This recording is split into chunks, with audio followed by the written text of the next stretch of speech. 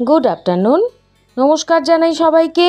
খড়গপুর থেকে আমি সীমা হাজির হলাম আমার সেন্স কিচেন স্টোরিজের লাঞ্চ থালির ব্লগ নিয়ে। কেমন আছেন সবাই? বাইরে কিন্তু প্রচণ্ড রোদ, কিন্তু যাদের বাইরে বেরোতে হয় তাদের তো বেরোতেই হয়। আমরা বাড়িতে থেকেই নাজেহাল, প্রচণ্ড রোদের তাপ আজকে। যাই হোক, চলুন শেয়ার করে নিই আমার আজকের লাঞ্চ থালি। সবাই ভালো আছেন নিশ্চয়ই?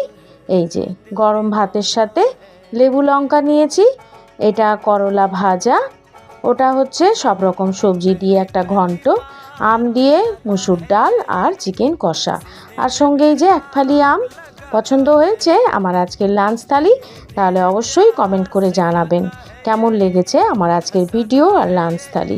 যারা ইউটিউব থেকে দেখছেন সাবস্ক্রাইব করে আমার সঙ্গে থাকবেন, যারা ফেসবুক থেকে দেখছেন তারা অবশ্যই ফলো করে আমার সাথ দেবেন।